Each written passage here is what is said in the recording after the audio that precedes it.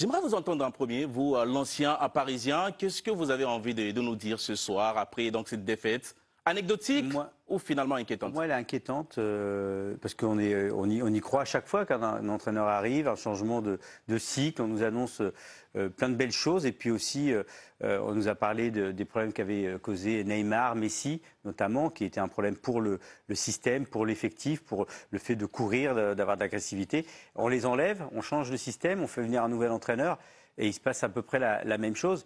Et puis c'est aussi la suite du match contre Clermont, où moi j'ai sorti Skriniar en grande difficulté.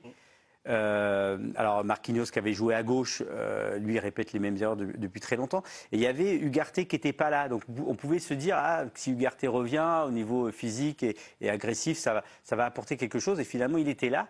Et s'il est là et il ne joue pas bien, il ne se passe plus rien du tout. Ils n'ont plus de créateurs.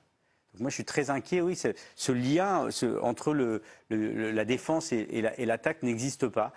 Donc voilà, j'ai l'impression que l'histoire se répète, même si ils nous font croire le contraire. Ibrahima, je vous ai vu acquiescer quand Vicage était en train d'argumenter tout à l'heure. Est-ce que vous êtes aussi inquiet pour le Paris Saint-Germain après cette défaite? Oui, moi je suis d'accord avec Vicage. Je trouve que c'est inquiétant, pas parce que là Paris a perdu à Newcastle, à St. James Park, mais parce que Paris a toujours du mal et toujours en difficulté quand il y a ce genre d'adversité, quand on sait que l'équipe va presser, l'équipe va imposer un duel physique, Paris n'arrive pas à s'en sortir. Après, on a beaucoup entendu, c'est une question de système, mais moi je me rappelle que Paris s'est fait éliminer dans un 3-5-2 contre Manchester City, s'est fait éliminer dans un 4-3-3, donc c'est pas le problème de système, il faut remettre en cause l'ADN, c'est-à-dire ces joueurs qui sont là depuis plus longtemps, qui doivent donner normalement ce nouvel élan aux nouveaux arrivants. On a l'impression que les joueurs, dès qu'ils arrivent à Paris, ils ont du mal, dès que l'adversité est importante, à répondre.